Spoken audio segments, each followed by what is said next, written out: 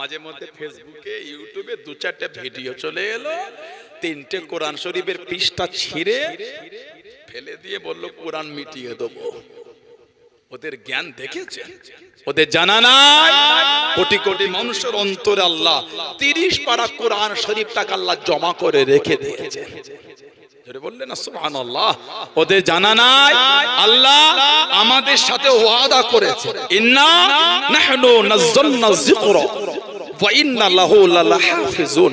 নিশ্চয় আমি আল্লাহ ইহাকে নাজিল করেছি, মানে কোরআন শরীফ আমি আল্লাহ নাজিল করেছি, কোরআনের হেফাজত আমি আল্লাহ করব। জোরে বলো।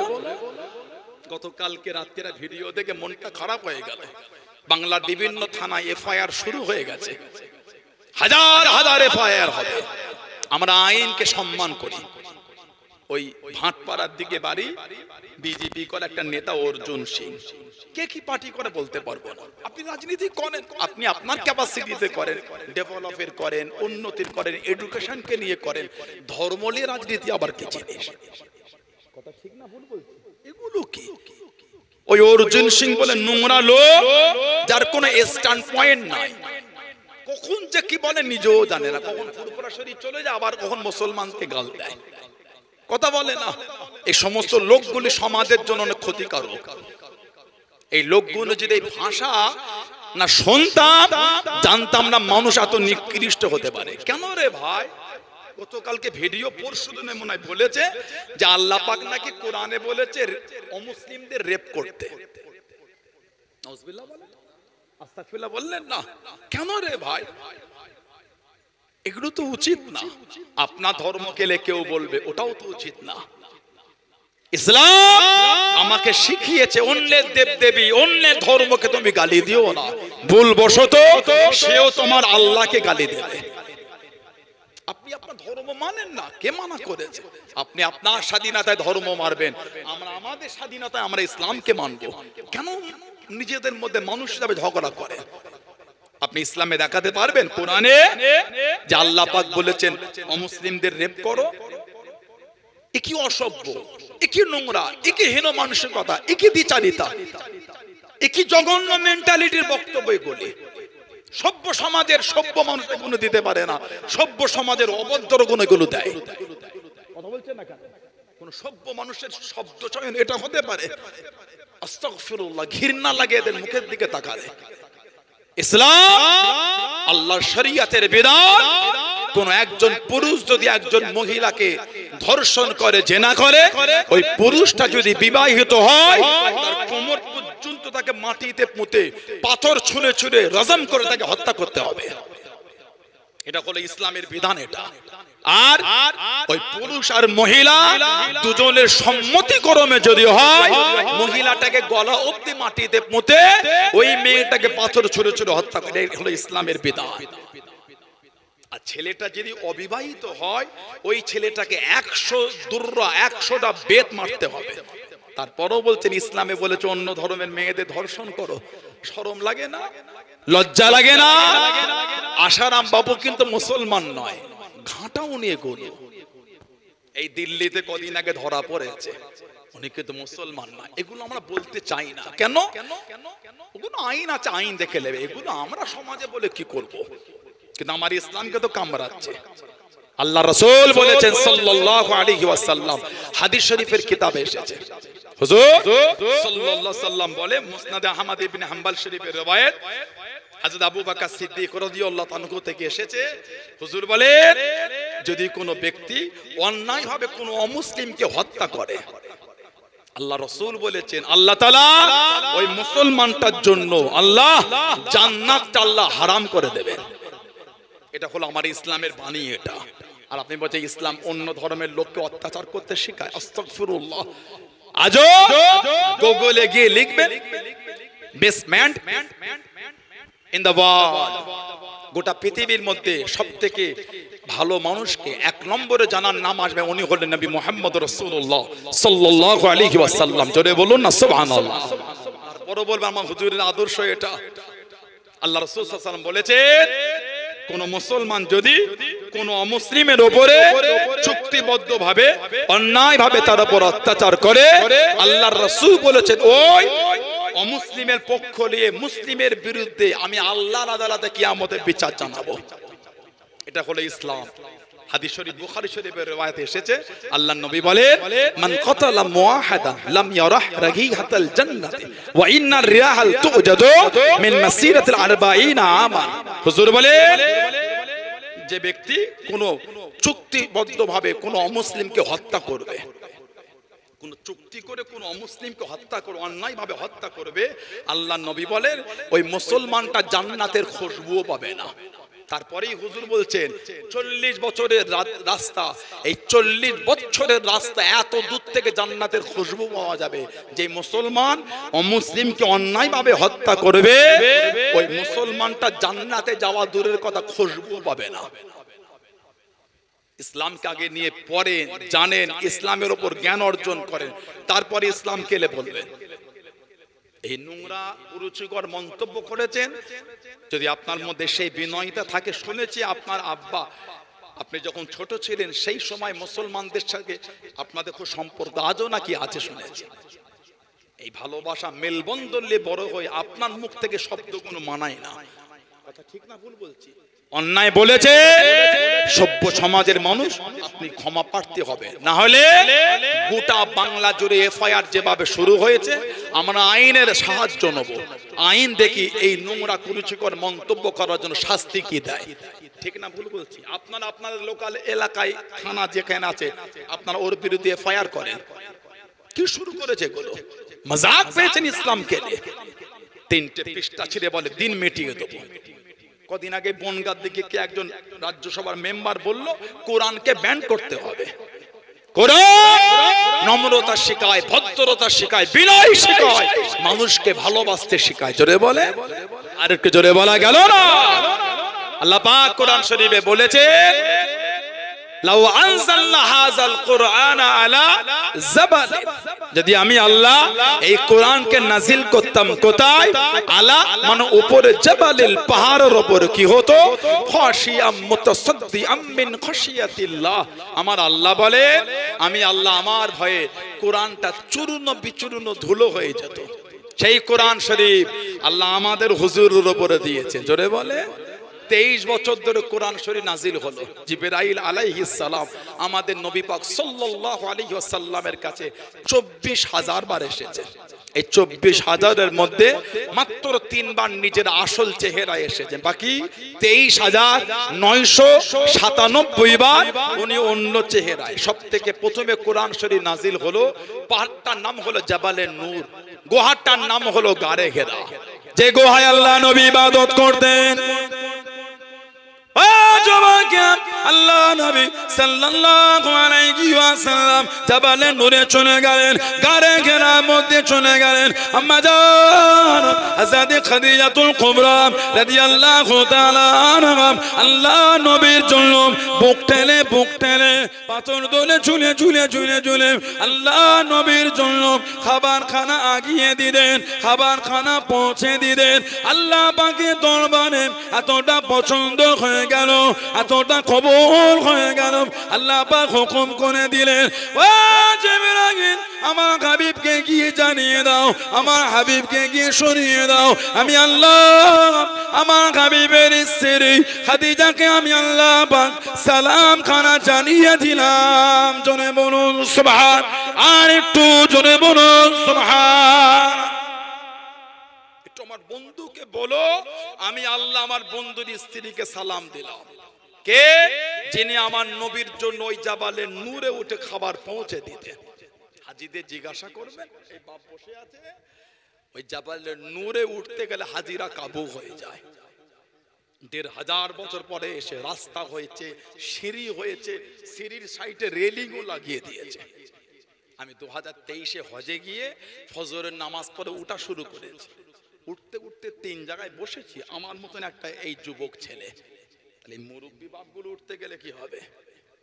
আম্মা জান হযরত সাইয়্যিদা তাহিরা তাইয়্যিবা খাদিজা রাদিয়াল্লাহু তাআলা আনহা আমার হুজুরের জন্য আজ থেকে 1,500 বছর আগে পাথর ঝুলে মা রাসূলের জন্য খাবার আগিয়ে দিতে। বলুন সুবহানাল্লাহ।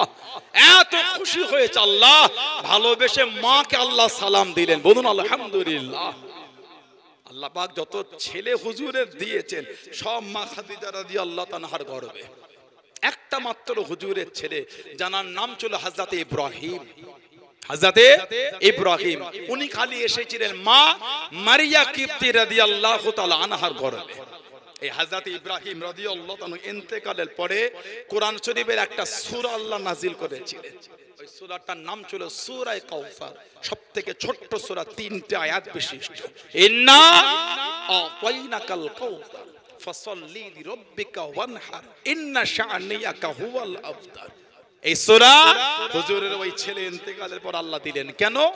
কাফের বেদিনগুলো আমার হুজুরকে নিবংশ বলতো। আহা, সাহাবাদের বলতো মুহাম্মদ সাল্লাল্লাহু আলাইহি ওয়াসাল্লাম ও তো নিবংশ, মাকতুউল নাসাল মানে লেজ কাটা, ওর বংশ শেষ, নাম ধরে ডাকাত থাকবে না।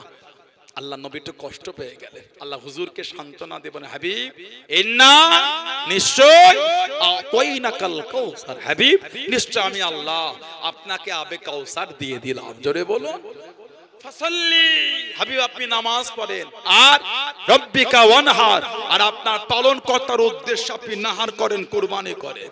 তাহলে নামাজ আর কুরবানি কার জন্য?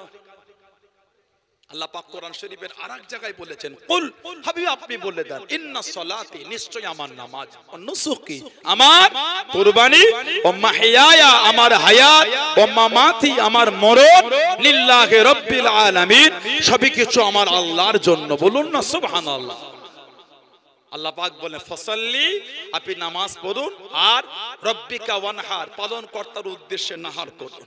এবার আল্লাহ হুজুরকে খুশি করে বলছেন, হাবিব ইন্না শাআনিয়াকা হুয়াল আফতার, নিশ্চয় যারা আপনার শানে গুস্তাখি করেছে তারাই হলো আফতার, তারাই হলো মাকতুউল নাসাল, তারাই হলো লেজ কাটা, আপনি না, আমি আল্লাহ আপনাকে তো আবে কাউসার দিয়ে দিলাম। জোরে বলুন না সুবহানাল্লাহ।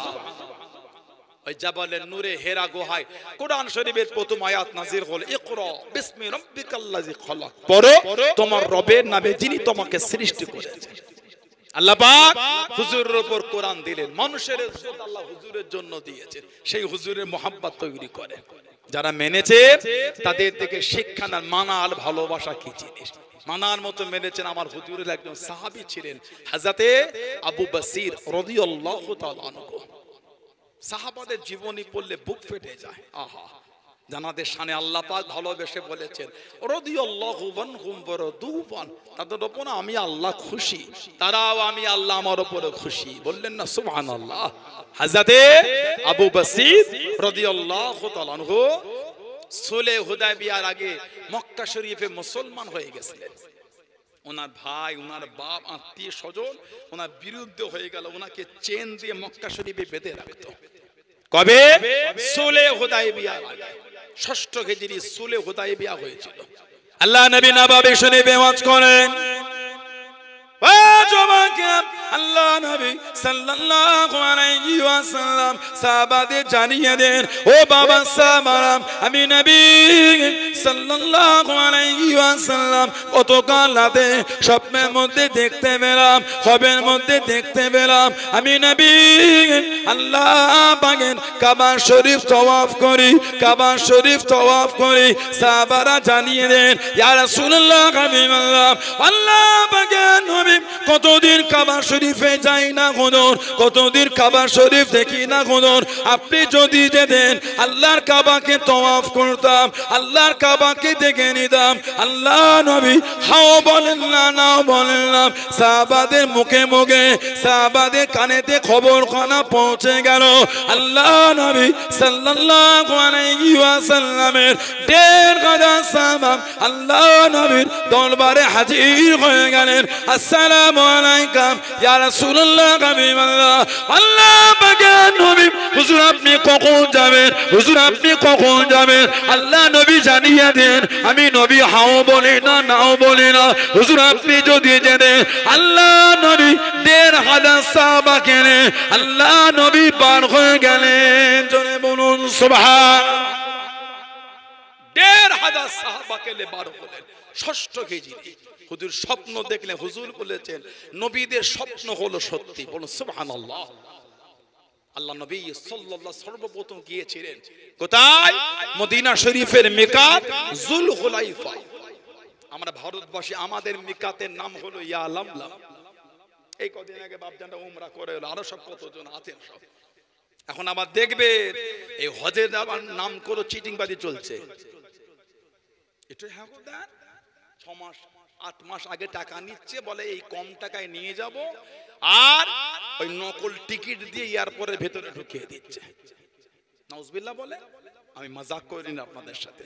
এই তো কদিন আগে 40 জন লোককে এয়ারপোর্ট থেকে বার করে দিল, সাজু গুজু করে ব্যাগ প্যাক নিয়ে এয়ারপোর্টের ভেতরে 2-3 ঘন্টা রেখে বার করে দিল। লা হাওলা ওয়ালা কুওয়াতা ইল্লা বিল্লাহ। আবার একটা ভিডিও দেখলাম যে তোমরা এয়ারপোর্টে যাও, আমি ভিসাটা নিয়ে যাচ্ছি, 4-5 ঘন্টা এয়ারপোর্টে বসিয়ে সে ট্রাভেল এজেন্সি আর আসে না। ওই জন্য 3000 কম দেখে যেন লাপিয়ে লাপিয়ে চলে যে উনি 5000 বেশি নিক ভাই, যাওয়াটা যেন হয়। ক্যাটালগ দেখছেন কি কি খেতে দেবে, ঘর কেমন? আপনি কি বেড়াতে গিয়েছেন না আল্লাহর কাবার দরবারের মেহমান হইতে যাচ্ছেন? কাবা শরীফে যাব, আবার খাবার চিন্তা কিসে? খাবার যদি নাই হয় কাবাটা তো দেখতে পাবো। সুবহানাল্লাহ বলে। খাওয়া যদি নাই হয় হুজুরের দরবারেতে গিয়ে দাঁড়াতে পারবো। সুবহানাল্লাহ বললেন না? আল্লাহর রাসূল বলেছে মান হাজ্জা, যে হজ করলো, ফাজার কবরি বাদা ওয়াফাতি, আর আমার ওয়াফাতের পরে এসে আমার কবরটা জিয়ারত করলো, কামান জারানি ফি হায়াতি, সেজন্য আমি নবী আমার সাথে জিন্দা জীবিত মুলাকাত করলো। জোরে বলো। এই যে কাবা শরীফে যাব, এটাই তো বড় জিনিস। এখানে অত ভালো হোটেল খাওয়া ওগুলো তো দেখতে হয় না, নসিবে যা হলো একটু তাড়াহুড়ো করে খেয়ে কাবা শরীফে গিয়ে বসে থাকে, নামাজ পড়েন। 1 রাকাত নামাজ পড়লে 1 লক্ষ রাকাত নামাজের সওয়াব। 1 রাকাত নামাজে 1 লক্ষ রাকাত নামাজের সওয়াব হয়। 5 স্টার হোটেলে আপনি কি করবেন? ঘুমাতে গেছেন না নামাজ পড়তে গেছেন? কথা বলে না একটু হ্যাঁ দেন। সব জায়গায় ভিআইপি খুঁজতে হয় না, গোলাম সেখানে গিয়ে গোলামের মতন থাকতে হবে। আল্লাহ আমাদেরগুলো বোঝার তৌফিক দান করে, বলুন আমিন, বলেন আল্লাহুম্মা আমিন। আল্লাহ নবী সাল্লাল্লাহু আলাইহি সাল্লাম এই 1500 সাহাবাকে নিয়ে চলে গেলেন যুলহুলাইফা, মদিনা শরীফের মিকাত। 1500 সাহাবাকে নিয়ে হুজুরে হেরাম পড়লেন। আল্লাহ নবী খবর পেলেন কাফেররা রাস্তা আটকাতে যেতে দেবে না। হুজুর রাস্তা চেঞ্জ করে হুজুর ঘুরে যাচ্ছেন কোথায়? হুদাইবিয়া হয়ে যাচ্ছে। হুজুরকে হুদাইবিয়া আটকে দিয়েছিল। এই 6ষ্ঠ হিজরিতে হুদাইবিয়ার একটা চুক্তি হয়েছিল, যার একটা চুক্তি ছিল এবছর যাওয়া হবে না, এবছর ফিরে যান, আগামী বছর আসবেন, 3 দিনে বেশি থাকতে পারবেন না। যার একটা চুক্তি ছিল আমাদের মধ্যে 10 বছর যুদ্ধ অশান্তি হবে না। যার একটা চুক্তি ছিল মদিনা শরীফের কোন লোক যদি মক্কা শরীফে চলে আসে ওই লোকটাকে আমরা আপনাদের কাছে ফেরত দেব না, তবে মক্কা শরীফের কোন লোক যদি ফিরে যায় ওই লোকটাকে আপনাদের আমাদের ফিরিয়ে দিতে হবে। সাহাবাদের মনটা খারাপ হয়ে দাঁড়িয়ে গেল, হুজুরের চুক্তি মানা যাবে না। মদিনা শরীফের লোক গেলে ফিরিয়ে দেবে না, মক্কা শরীফের লোক গেলে ফিরিয়ে দেবো, এটা চুক্তি হলো কি করে? হুজুর বলতে মেনে নাও। কেন? আমার হুজুর তো নিজের ইচ্ছায় করছেন না। আল্লাহ পাক বলেছেন ওমা ইয়ানতুকু আনিল হাওয়া ইন হুয়া ইল্লা ওয়াহিয়ুন ইউহা। আল্লাহ বলেন আমার হাবিব নিজের থেকে কিছুই করে না, আমি আল্লাহ যেটা হাবিবের উপর ওহী করি ওটাই আমার হাবিব করে, ওটাই বলেন। জোরে বলুন না সুবহানাল্লাহ। চুক্তি হয়ে গেল। এর কম বেশি 1 বছরের মধ্যে মক্কা শরীফ থেকে চলে এসেছেন হযরত আবু বসির রাদিয়াল্লাহু তাআলা আনহু। ওনাকে চেন দিয়ে বেঁধে রাখতো। আহা, এই চেনটা খুলে ছুটে ছুটে ছুটে ছুটে কাউকে দাঁড় করিয়ে কারোর উটের পিঠে চেপে আবার হেঁটে হেঁটে ছুটে ছুটে মক্কা শরীফ থেকে মদিনা শরীফে চলে গেছিলেন। সাহাবারা বলেছিলেন হযরত আবু বসির মক্কা শরীফে যে রাস্তা দিয়ে হাঁটতেন ওই রাস্তায় খালি রক্ত পড়ে থাকতো। আহা, আল্লাহ নবীর সামনে চলে গেলেন। ও যুবকেরা, ও আমার মুরব্বি বাপ জানেরাম, মায়েরা বোনেরা মগিরাম, আল্লাহ নবীর কাছে দেখে দাঁড়িয়ে গেলেন, আল্লাহ নবীর সামনে থেকে দাঁড়িয়ে গেলেন। আসসালামু আলাইকুম ইয়া রাসূলুল্লাহ হাবিবাল্লাহ। আল্লাহ নবী সালামের জবাব খানা দেন, আল্লাহ নবী উত্তর খানা দেন। আল্লাহ নবীর কাছে দাঁড়িয়ে দাঁড়িয়ে চোখ ভরা পানিলে কেঁদে কেঁদে জানিয়ে দেন ইয়া রাসূলুল্লাহ হাবিবাল্লাহ। আল্লাহ পাক নবী আমি আবু বাসির মক্কা শরীফ থেকে চলে এসেছি, আমি আর মক্কা শরীফে যাব না, আমি আর মক্কা শরীফে ফিরবো না। ইয়া রাসূলুল্লাহ হাবিবাল্লাহ, এরা আমাকে চেন দিয়ে বেঁধে রাখে, এরা আমাকে বড্ড কষ্ট দেয়। আল্লাহ পাকের নবী সব রেখে চলে এসেছি, আর আমি মক্কা শরীফে যাব না, আপনার কাছে থাকবো বলে এসেছি, আপনার দরবারে থাকবো বলে এসেছি। আল্লাহ নবীর নূরের চক্ষু থেকে টপ টপ করে পানিটা গড়িয়ে গড়িয়ে চলে যায়। হযরত আবু বাসির কাঁদে, আল্লাহ নবী কাঁদে, আল্লাহ নবীর কাঁদে, দুজন কুরায়ে দাঁড়িয়ে গেল। ও হযরত মুহাম্মদ, আপনি তো জবান দিয়ে দেন, আপনি তো ওয়াদা করে দেন, মক্কা শরীফের কেউ চলে এলে আপনি তাকে ফিরিয়ে দেবেন, আপনি তাকে পাঠিয়ে দেবেন। আবু বাসির মক্কা শরীফ থেকে চলে এসেছে, আপনি কি আমাদের কাছে পাঠিয়ে দেন, আপনি ওকে আমাদের সাথে পাঠিয়ে দেন। আল্লাহ নবীর নূরের চক্ষু থেকে টপ টপ করে পানিটা গড়িয়ে গড়িয়ে চলে যায়। আল্লাহ নবী কাঁদেন, হযরত আবু বাসিরও কাঁদে। ইয়া রাসূলুল্লাহ হাবিবাল্লাহ, ইয়া রাসূলুল্লাহ হাবিবাল্লাহ, আল্লাহ পাকের নবী হুজুর আমি আর যাব না, হুজুর বেয়াদবি মাফ করুন, গুস্তাগিটা ক্ষমা করুন, এরা আমাকে বড্ড কষ্ট দেয়, চেন দিয়ে বেঁধে রাখে, আমাকে বড্ড মারে, হুজুর আমি আর মক্কা শরীফে যাব না। আল্লাহ নবী জানিয়ে দেন, আল্লাহ নবী শুনিয়ে দেন, ও বাবা আবু বাসির, আমি নবী তোমার জায়গা দিতে পারবো না, আমি নবী তোমায় রাখতে পারবো না, আমি নবী যে ওয়াদা করেছি ফিরে যাও ফিরে যাও, আমি তোমাকে জায়গা দিতে পারবো না। কেঁদো না বাবা, কেঁদো না, ওদের সাথে চলে যাও বাবা, আমি নবী ওয়াদার খিলাফ করতে পারবো না। জোরে বলুন সুবহান, আর একটু জোরে বলুন সুবহান। তুমি এসেছো, আমার কষ্ট হয়, তোমার এই দুঃখ থেকে আমার বুক ফেটে যায়, কিন্তু রাখতে তোমায় পারবো না। কেন? আমি ওদের সাথে ওয়াদা করেছি, চুক্তি করেছি, মক্কা শরীফের কেউ এলে ওকে আমি ফিরিয়ে দেবো। আহা, হুজুরের দরবারে কাঁদছেন, হুজুর আমাকে পাঠাবেন না ইয়া রাসূলুল্লাহ। আল্লাহ নবী কাঁদছেন, আর বলছে তুমি চলে যাও, তোমাকে আমি জায়গা দিতে পারবো না। আবার হুজুরের দরবার থেকে কিছুটা এগিয়ে গিয়ে আবার হুজুরের দিকে তাকিয়ে কাঁদছে, ইয়া রাসূলুল্লাহ সাল্লাল্লাহু আলাইহি ওয়াসাল্লাম, হুজুর হুজুর আপনি আমাকে পাঠাবেন না। আমার হুজুর কাঁদছেন আর বলছেন, আবু বাসির তুমি আমার দরবার থেকে চলে যাও, তবে আমি নবী কথা দিলাম একদিন তুমি আমার দাওয়াত পাবে বাবা। সুবহানাল্লাহ, জোরে বলেন না সুবহানাল্লাহ।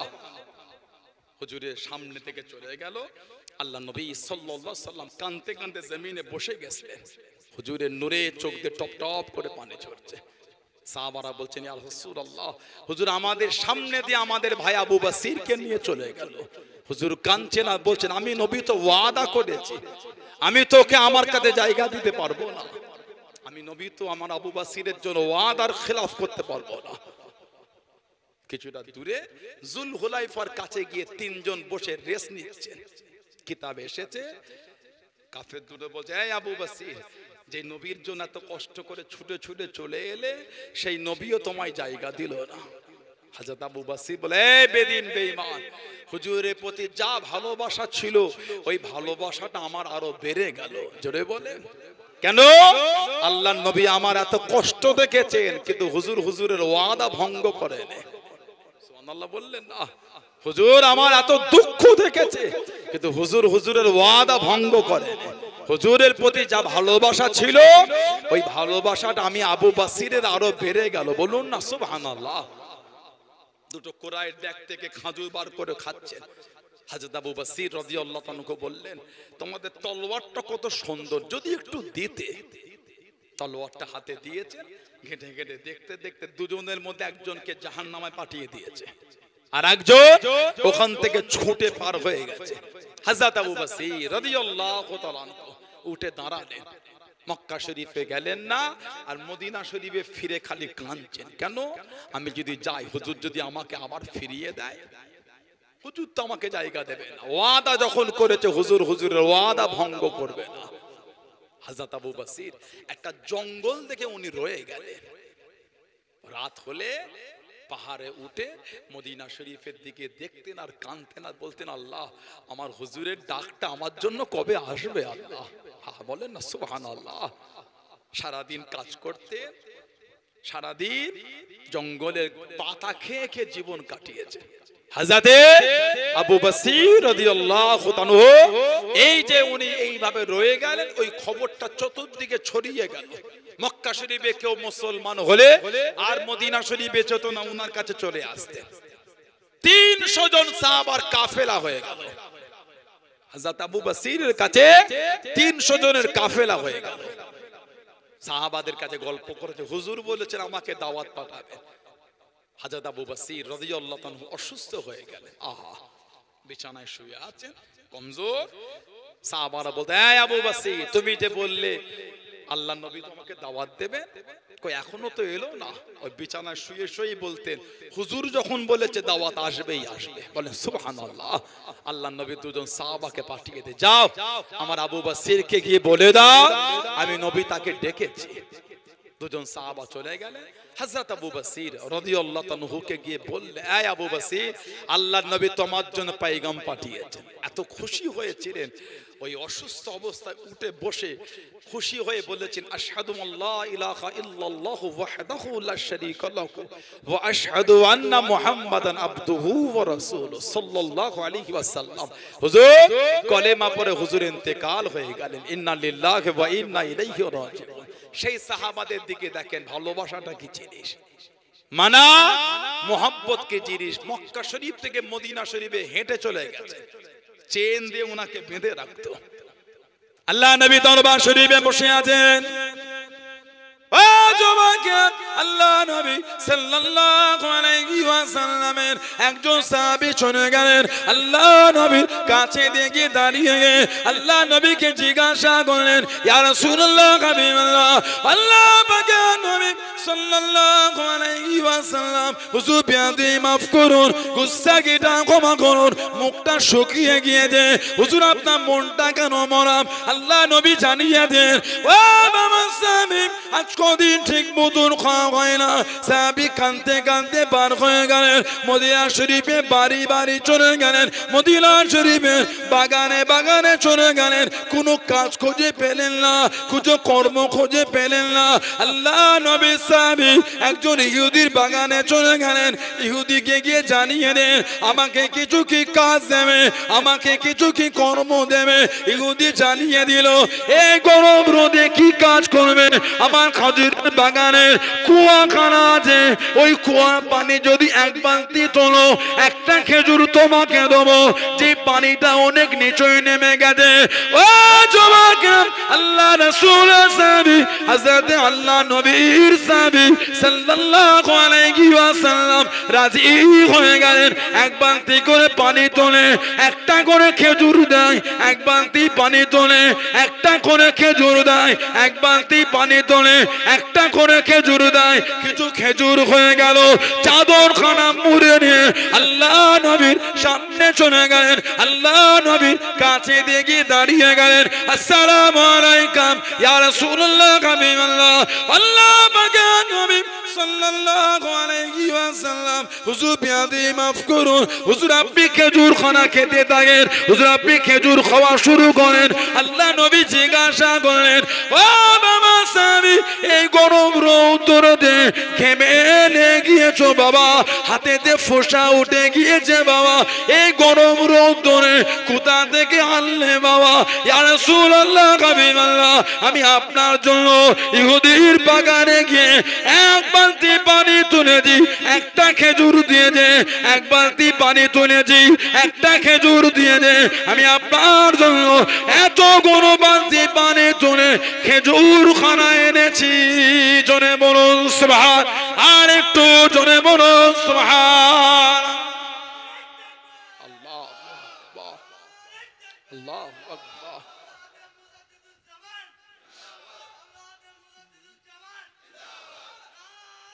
আল্লাহ, হুজুর এই বালতি ওই কুয়াতে নামিয়ে রশি টেনে আপনার জন্য পানি তুলেছে। হুজুর এই হাতে ফুসা উঠে গেছে হুজুর, ওটা আমার দুঃখ নয় হুজুর, আমার যে মনটা চায় আপনার মুখে একটু খুশিটা দেখতে। বলুন না সুবহানাল্লাহ। এটা হলো সাহাবাদের হুজুরের প্রতি ভালোবাসা, এটা হলো সাহাবাদের মানা, সাহাবাদের মোহাব্বত। শুক্রবারে মসজিদে আপনাদের এই এলাকায় জুমার নামাজে সালাম ফিরালে একটা ছোট্ট পাড়া বাক্স সামনে ঘোরে, কথা বলে না, কি বলে, আসরের পরে কমিটির এক জায়গায় জড়ো হয়ে ওই বাক্স তালাটা খুলে ওই সামনে পয়সাগুলো ঢেলে যখন গুছোয়, কমিটিকে জিজ্ঞাসা করবেন, 2-5-7টা ছেঁড়া ছেঁড়া নোট বেরোয়। কমিটি থাকলে বলতে বলেন, ওই বাক্স যখন খুলে ঢেলে টাকা গুনো গোছোয়, 2-4-5-7টা ছিঁড়া 10 টাকার নোট পাওয়া যায়। কে দিল? তেঘরিয়া গ্রামে জেনও দেয় না, ভূতও দেয় না, আমাদের মতনই কেউ দিয়েছে। একটু নিজের মনকে প্রশ্ন করেন তো, ঠিক করেছেন? আমি বলতে পারবো না। একটু নিজের মনকে জিজ্ঞাসা করে, ওটা কি ঠিক করেছেন আপনি?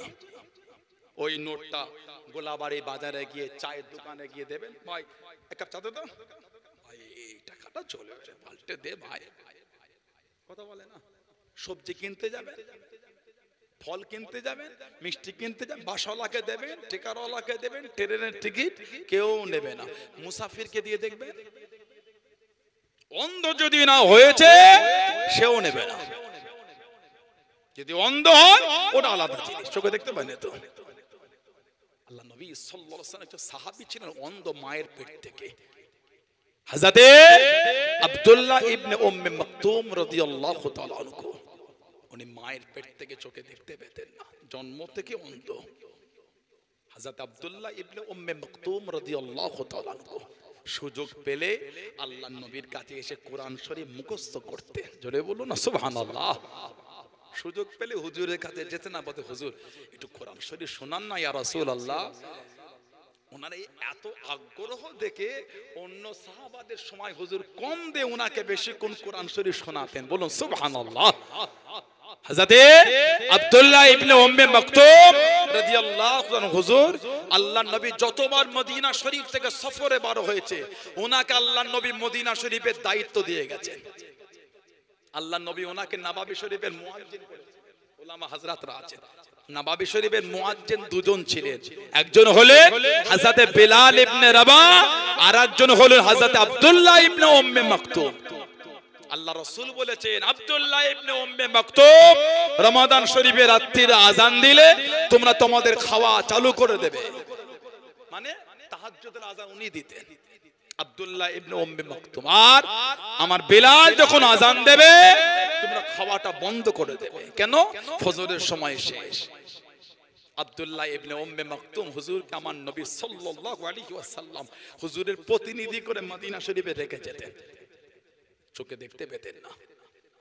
হযরত ওমর ফারুক রাদিয়াল্লাহু আনহু জামানায় 14 হিজরি উনি বলেন, আই খলিফাতুল মুসলিমিন হযরত ওমর, মনটা চায় একটু আল্লাহর দ্বীনের জন্য যুদ্ধ করতে যাব আমি, এটা আমাকে নিয়ে যান না।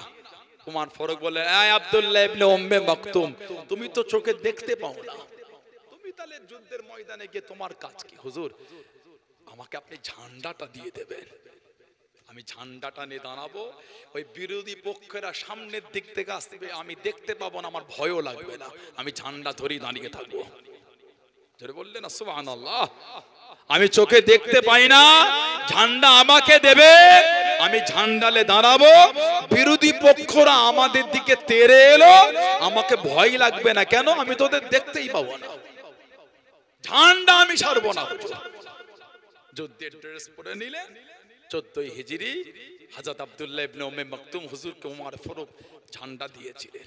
কিতাব এসেছে ওই যুদ্ধের শেষে ওনার লাশ পাওয়া যাচ্ছে না, মানে শহীদ হয়ে গেছে। ইন্না লিল্লাহি ওয়া ইন্না ইলাইহি রাজিউন। অনেক খোঁজাখুঁজির পরে লাশটা পেলেন, ওনার কাছে গিয়ে দেখা যাচ্ছে শহীদ হয়ে গেছেন। তখন যুদ্ধের ঝান্ডাটা বুকে করে জড়িয়ে ধরেই শুয়ে আছে। আর একটু জোরে বলা গেল না সুবহানাল্লাহ। আমার ভাইয়েরা বাপজানেরা, মুসাফিরকে যদি ছিঁড়া 10 টাকার নোট দান নেবে না, অন্ধ হলে আলাদা ব্যাপার। কেউ যখন নেয় না ওটাকে গুড়িয়ে গুড়িয়ে পকেটে এক জায়গায় সাইডে রেখে দেয়, না হলে মানি ব্যাগে রেখে দেয়, শুক্রবারে মসজিদে দেবো। আমি কিন্তু আপনাদের মিথ্যা বলিনি। জমার বাক্সগুলোতে ছেঁড়া নোট পাওয়া যায় না? বলেন তো দিলেন কি করে আপনি?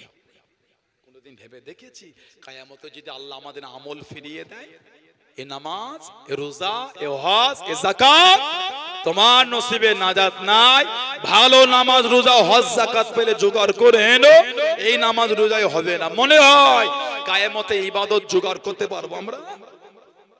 ছেঁড়া নোটটা দিলেন, আমার মালের সবথেকে উৎকৃষ্ট মাল মানে সবথেকে উন্নত মাল আমি আল্লাহ আল্লাহর রাসূলের জন্য ব্যয় করব। জোরে বলুন না সুবহানাল্লাহ। ছেঁড়া নোটটা মসজিদে, এটা ভালোবাসা না। আমার ভাইয়েরা, বাপজানেরা, হুজুরের সাহাবাতে জীবনী পড়েন।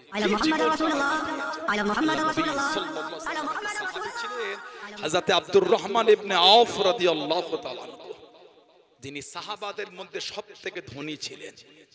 জীবনে কম বেশি 30,000 গোলাম যিনি আজাদ করেছিলেন।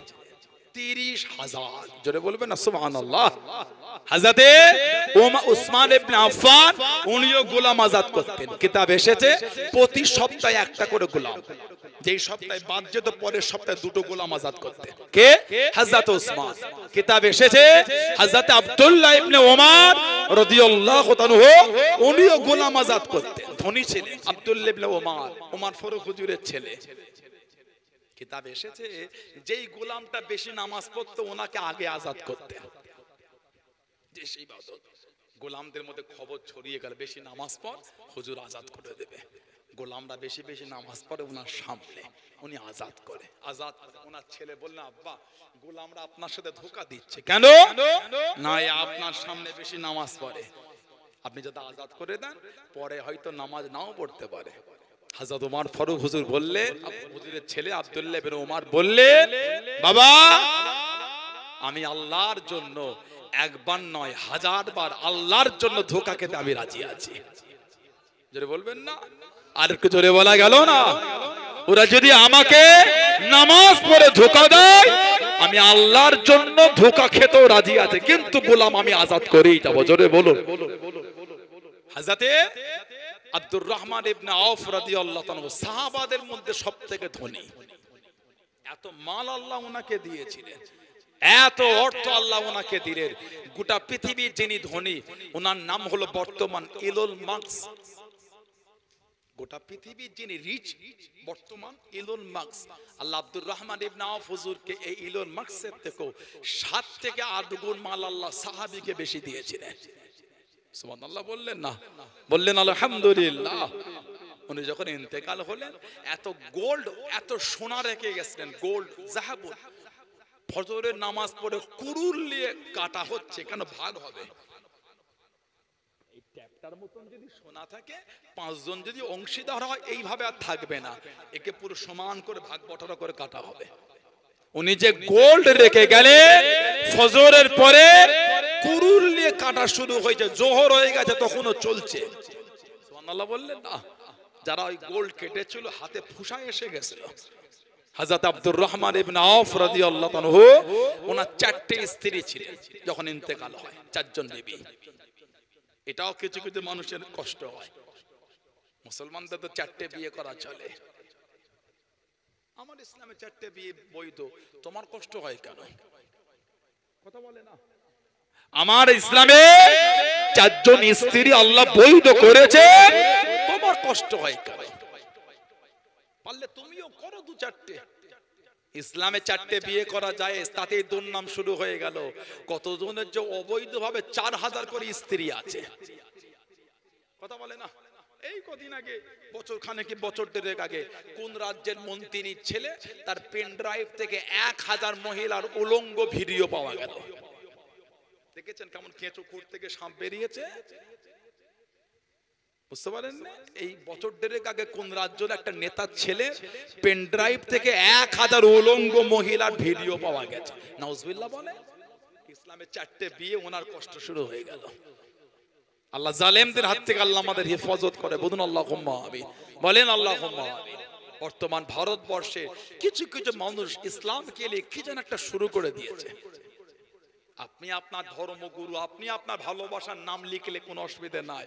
আমি আমার হুজুরের নামে ব্যানার লাগালে আপনার কষ্ট হচ্ছে কেন? বারাসাতে গিয়ে দেখেন লেখা আছে আই লাভ বারাসাত, নাই? বারাসাতে গিয়ে দেখে আই লাভ বারাসাত। মধ্যম গ্রাম ওই চৌমাথার ওই পাশটায় গিয়ে দেখবেন লেখা আছে আই লাভ মধ্যম গ্রাম। কারো কষ্ট হয় না তো? আমরা যদি লিখি আই লাভ মুহাম্মদ সাল্লাল্লাহু আলাইহি ওয়াসাল্লাম, আপনার কষ্ট হয়েছে কেন? পারলে আপনি আপনার দেবদেবীদের, ধর্মগুরু, ধর্মযাজকদের নাম লেখেন না, কে মানা করেছে ভাই? কেউ তো নিষেধ করে। আমি আমার হুজুরের ভালোবাসায় লিখলে কি শুরু করে দিলে? তিনজনকে এফআইআর কেস করে ভাবছে মুসলমান ভয় পেয়ে গেল। ওরা জানে না বদর 313 জন ময়দান ফাঁকা হয়ে গেছে। সুবহানাল্লাহ বলে আর একটু জোরে বলা গেল না? সেই রক্ত আমাদের শরীরে প্রবাহিত হচ্ছে। 15 জনকে এফআইআর করে ভাবছেন মুসলমান ভয় খেয়ে গেল, জেলের জায়গা করে কমে যাবে, হুজুরের গোলাম কম হবে না। জোরে বলে বললেন না ইনশাআল্লাহ, বললেন আল্লাহুম্মা আমিন। আমাদের শরীরের প্রত্যেকটা রক্তের ফোঁটা আমার হুজুরের ভালোবাসায় কুরবানির জন্য তৈরি হয়ে আছে। জোরে বলবেন না? ওই ভালোবাসা সাহাবাদের থেকে শিখে নিয়েছে আমরা।